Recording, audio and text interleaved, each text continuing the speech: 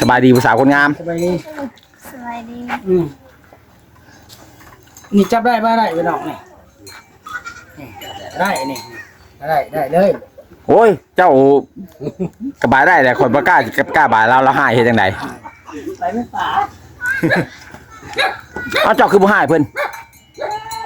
ให้ยังบ่ได้ศัตรู หายแล้วเจ้ามาบ่ายข่อยมา ก็คงก็ตัวแม่มัน คื สิ อ ละ ข่อยจำได้อยู่บ่จับแขนสีได้บ่ ได้ โอ้ จับเลยนี่ พิสูจน์มันก็หาว่าได้อะ จับตัวกับหายจัง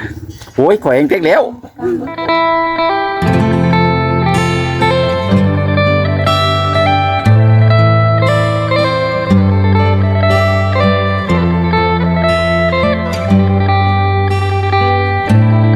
เอ้วไผสิไปกล้าข่อยบ่กล้าจับแน่ตาเป็นชน เรื่องมาก่อน ชนใจประกอบกูโอ้ ถามมียังถามมา ผู้สาวยังโสดบ่ผู้สาวนี่ฮะ เงินถึงสดนี่ โส นะ ด โสด สิเอาอยู่บ่ผู้บ่าวมันสิหามาให้ผู้สาวเอาบ่ เอ้า เอา เอาอยู่ เจ้าบ่มีผู้บ่าวบ่เจ้าบ่มีผู้บ่าวนะ ตะเวิน คือแดดแท้บาดผู้สาวแดดเฮ้ย มานั่งมึงพี่เด็ดบ่เชื่อลองเบิ่ง บ่เชื่อแต่จะให้ไผไปสูตรบัด คอยพิสูจน์เองก็ได้ไปพิสูจน์ก็ได้ให้บ่จ้อยบ่ บ่จ้อย อ้าว พิสูจน์ด้วยบ่ พิสูจน์เด้อบ่นี่ได้น่ะ ไอ้เบอร์ฮะ หอม ฮะ หอม สาวหอม แม่ สาวหอมคนงาม โอ้สาวหอม ปลูกสาหลังกัน สาวหอมอันนี้ได้สาวยังซะ แมว สาวแมว แมว แม่ สาวแมวคนงาม สาวแมวอายุจักปีแหละสาวแมว 14 โอ้ คือตัวใหญ่แท้เนาะ สาวหอมได้ซะ บ่ฮู้ บ่ บ่ฮู้ บ่ฮู้แล้วก็รู้จะบ่ได้เกิด โอ้ เด้ โดย ประมาณ14 เคยเข้าโรงเรียนอยู่บ่สาวหอม เคยอยู่บ่ เรียนหนังสืออยู่บ่ บ่ เอาเจ้าเล่นโทรศัพท์เจ้าอ่านได้บ่ซะหรือว่าฟังแต่เสียงเอา ใส่ความจำ ฟัง เป็นหมู่กันแล้วอ่ะหมู่กัน หมู่กัน เขียนหนังสือบ่เป็น สงสัยบ่ น้องแมวเนี่ยน้องแมวเคยเข้าอยู่บ่โรงเรียน เอาตัวอย่างจักเพิ่นว่ามื้อนึงเขา8เทื่อเขาไปลบผลเด้ โดย เขายังคนตก อันนี้สิเป็นแบบผู้สาวเซกองเนาะพี่น้องเนาะเฮ้ยบ่แม่นว่าเป็นเซกองผู้สาวเมืองน้อง อ่า เนาะส้นเผาอีหยังก็นั่นแหละมากอง ก่อน วิธีชีวิตบ้านๆพี่น้องอันน่ะสิเป็นหลักหัวบ่อาจารย์หรืออีหยังหรือว่า พื้นเขาดัง อันโดนมันใหญ่กับ แม่น เพราะว่าสากกระเบือไปสากกันตำ ซากตำเขานี่ก็ สากกำ อันนั้นก็ซากตำเขากับไปนั้นตำคดตำอยู่นี่ ซากตำเขาขึ้นมา ยังทำเองด้วยมือบ่ ตำด้วยมือแหละเจ้าน้อยเขาก็ตำโอ้ยอยู่ว่านี่ตะเวนเขาตำบ่ เจ้าก็ทำเป็นหมดละ วันนี้คือ เป็นเบิด เป็น บ่ได้เฮียบ่ บ้านไหนนี่ บ้านหยังนี่ บ่แม่นอยู่บ้านนี้ได้บ้านอื่นเด้ เอ้าแม่นบ่ แม่น บ้านสวึก วัดเสมอ เอาแล้วเฮาเลยว่าผู้สาว ทางใดบ้านเจ้าไก่บ่จากนี้ไป ไกลบ่ มาทางไหนไปทางไหนพูดบ่พี่ อันนี้ ผักเซพุ่นบ่ บ่ ย่างมาบ่เลย เที่ยวมานี่ภาคผู้นี่บ้านเรา รถไทย รถไทย ที่รถไทยเนี่ย แม่น คันว่าสิมารู้จักกันมาได้หน่อยคนรถไทยแค่นี้มาคันเดียวคุ้มค่าเนาะ แม่น มันหลายคน ไม่ว่ามาเวียกหมดเลย มางานดองนี่แหละเขามางานดอง โอ้แบบส้นเผาเดียวน อนข้างคืนบ่ ข้างคืนแหละ เอ้า ข้างคืน50,000ข้างคืนบ่แม่นค่าธรรมเนียมมันน่ะเด้ อ๋อกัน ธรรมเนียมค่าน้ำมันรถ โดยคันเฮาอยู่มื้อแรกนี่ก็เจอกันได้นี่เนาะ แม่น ได้ห่วมประเพณีนำเนาะ แม่นเพราะว่าบ่ทันโสดธรรมเนียมน้ำมันรถ โดย ไปกลับเนาะ ไปค ว่า รับ บ่ใกล้ไปไหนได้ไปกลับฟังแล้วเว้าแล้วสิอยู่ผู้คงสิโค้งไกลครับ มันโค้งเนาะแบบ แม่นมากัน2คนนี่บ่ผู้สาวนะหรือว่ามีอีก หลายคน หมู่น้องเด้หมู่พวกน้องบ่โอ้ไปงานแล้วบ่ แม่นเขาอยู่พุ่น อันนี้แปลว่าเพื่อนพี่น้อง แม่น อ๋อ พี่น้องเจ้า เพราะว่าเมื่อก่อนมีแบบพ่อแม่ที่ว่าอยากไปเอาเมียที่พูดนะมันบอกออกบ้านอื่น แม่น บ้านนี้มีเวียมีงานอะไรครับพากันมาเวียมางาน แม่น แนวนั้นเนาะ มีแต่ผู้ตัวผมงามพี่น้องเลยสมุตมิสองสาวน้องสาวแมวกับน้องสาวหอม แม่น อยากได้อยูผู้บ่าวว่าซั่น อืม มีอยู่บ่ว่าเราพอจะหามาให้เพิ่นได้อยู่บ่ ก็พอมีอยู่ดอก อืม แบบญาติแต่ผู้บ่าวผสมพวกน้องนั่นแหละ พวกน้องเขากินพริกกินเกลือได้ แม่นบ่ แม่น คือสิเลี้ยงง่ายเนาะ เรียกง่าย สู้แดดสู้ฝนเนาะ แม่น เลี้ยงง่ายบ่น้องหล่ากินหยังก็ได้เนาะก็ให้แต่มีกินบ่ แม่นบ่ แม่ แต่ก็ยัง กินข้าวกินน้ำแล้วบ่ซั่นมื้อนี้น่ะ ยังดีได้สุเพิ่นแบบว่าฟังภาษาเฮาได้เนาะแบบสื่อสารได้แน่นะ เข้าใจอยู่บ่พวกไอ้ว่า เข้าใจอยู่บ่นี่สมมุติแม่นอันนี้สมมุติเด้อภาษาลาวเขาว่าคอยมักเจ้าเด้อเนี่ยนี่นะเข้าใจอยู่บ่คำว่านั้นเข้าใจอยู่เข้าใจบ่ ไปแล้ว หรือว่าบ่เข้าใจบ่อาจารย์ เข้าใจเขาคือคนที่อายเข้าใจเบิดโอ้ยใหญ่ให้เขาได้เงินเดือนเลย ยังอ่ะนะ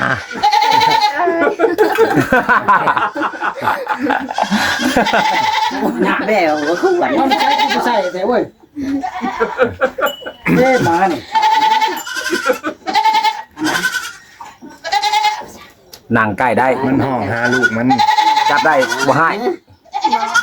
เฉพาะมื้อนี้บ่ดีว่าเฉพาะทุกๆมื้อเลยฮะ ทุกมือเลยเหรอ ทุกๆมื้อเลยบ่ให้บ่หยังเนาะ บ่ คือใจดีแท้คือจบแท้ นี่เด้อมาน้ำเต้าเด้อกินได้ไหม เด้อ มาน้ำเต้าพี่น้องเอ้ยน้ำอยู่ในเต้ากินได้ กินชื่นใจ กินไปก็ท้องยืน อิ่ม อิ่ม โอ้ยพี่น้องเอ้ยบาดนี้มาพอไม่งามปะตอนควรบินบัดนี้เฮ็ดจังไดบัดนี้ มาบินเลย โยมาไกล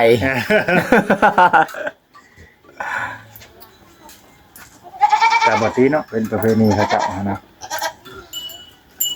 มีแต่คนงามในบ้านเจ้า เนาะมีแต่ผู้งามๆตะมุตะมิพี่น้อง เขาอยู่ใกล้ผู้แล้ว เจ้าก็ไปบ่อยอยู่ว่าบ้าน ไปบ้านเพื่อนเขา หมู่บ้านใหญ่บ่อยู่บ้านเจ้า ในก็บ้านนี้อีกจังหวะ สาวหอม มีแต่ผู้หุ่นที่สูง สาวหอมมีพี่น้องจักคนพี่น้องจะมีจักคน อายซ้ำ อ้ายสามมีเอื้อยนำบ่ โอ้มีแต่อ้ายน้องมีบ่ อะไรนี่ไปไหม อืม ป้าไปทิศคลองหยังกันน่ะพี่น้องเอ้ย ไปไหม ไปเบิ่งไปชุม ไปก่อนเฮาสิสัมภาษณ์นั่นน้องสองคนก่อนจบคลิปก่อน โอ้น้องบ่ไปบ่หรือว่ามื้อแรงผู้เจ้าจะไป จะน้อยจักไป อาจารย์จะน้อยจักไปให้จี้เขาไปใกล้เพิ่นที่เขาไปนั่งเองเลยได้อาจารย์นี่ บ่ นั่งมาแล้วนั่งมาแล้ว มัน มากันว่านะ บ่ให้นั่งดิ ไปนั่งไปสิ บ่ได้ นั่งก็ไปไม่ บ่ น้องหล่ะเจ้าเล่นเฟซหรือเล่นไลน์ฮะมีเฟซมีไลน์บ่สิติดต่อได้จังได๋สมมุติว่ามีแบบคนหรือว่าหนุ่มๆผู้บ่าวเพิ่นจะว่าอยากร่วมนำติดต่อทางใด สนใจนะ เพิ่นสนใจอยากเว้าอยากคุยกับพวกน้องนี่นะติดต่อทางใดเบอร์โทรบ่ ต่อ หรือมีเฟซ เฟซ ติดต่อหาอาจารย์แล้วเนาะ แม่นภาพเราดูเขาเลย เนี่ย เฟซติดต่อหาอาจารย์ บ่แนบกะลินอยู่บ่แนบนะบ่แนบ เราก็เรียนอยู่แล้วเขาจัก เราบ่จะ Facebook เนาะ ดินจะ Facebook เรียนหนังสือมา ซื้อเฟซในใดน้องหล่ะ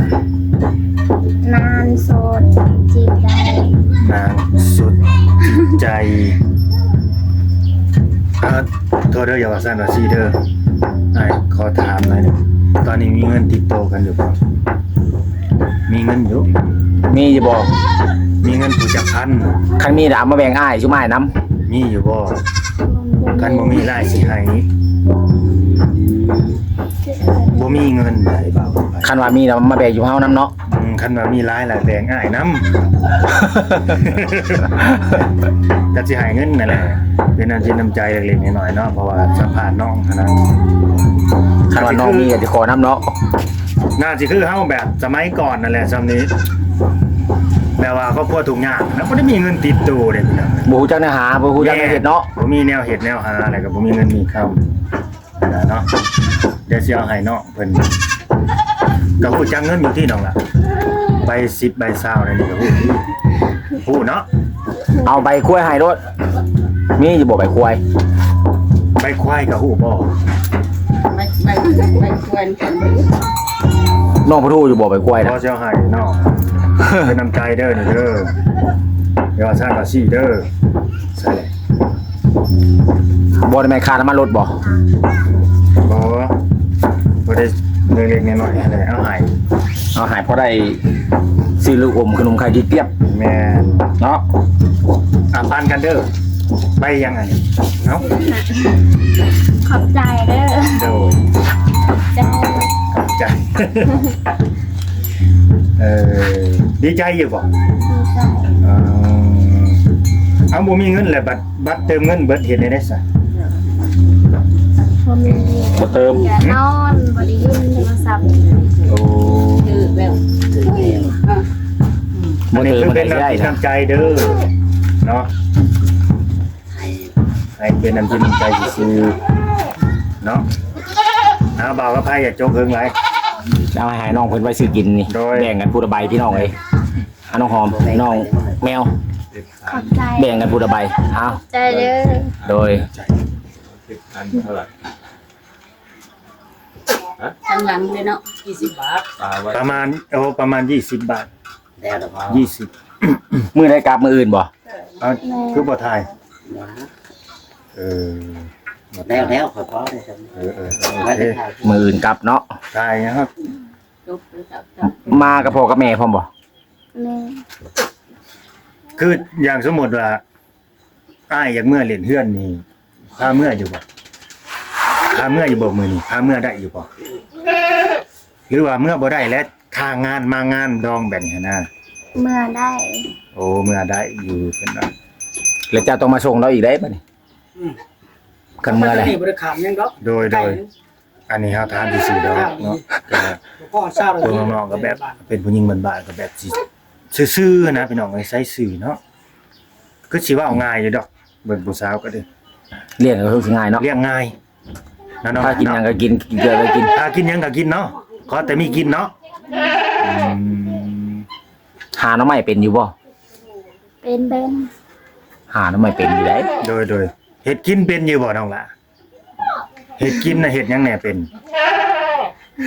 แกงหน่อไม้บ่ ตามเป็นอยู่บ่ตามบังฮุงคันตามเป็นมามื้อหน้าจะเอาบังฮุงมาจาก แม่น หา6หน่วย มาให้น้อง2คนนี่ตาม ตำเป็นบ่น้องล่ะตำบังหุง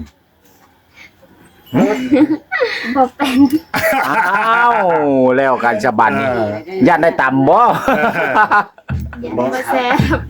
ย่านบ่แซ่บตามเป็นอยู่ย่านบ่แซ่บเนาะ บ่เป็นหยังนี่ เดี๋ยวสอนให้ม ว่าใส่เครื่องปรุงอิหยังลงไป เดี๋ยวไอ้สอนให้ก็ได้บ่ยากดอกเนาะ ถ้าสอนได้ก็ตั้ม สอนให้ตำ ทายก็ เดี๋ยวใครเอานี่ให้กัน โอเคเนาะเฮาก็สิได้รบกวนเพิ่นซะนี่เนาะอันนี้ก็สมปองปากหอมคอเนาะบ่าวไปเนาะความใส่ซื่อของน้องเนาะโอเคพี่น้องเอ้ยเนาะเอาสบายดีน้องหลานสบายดี สบายดี โดยสบาย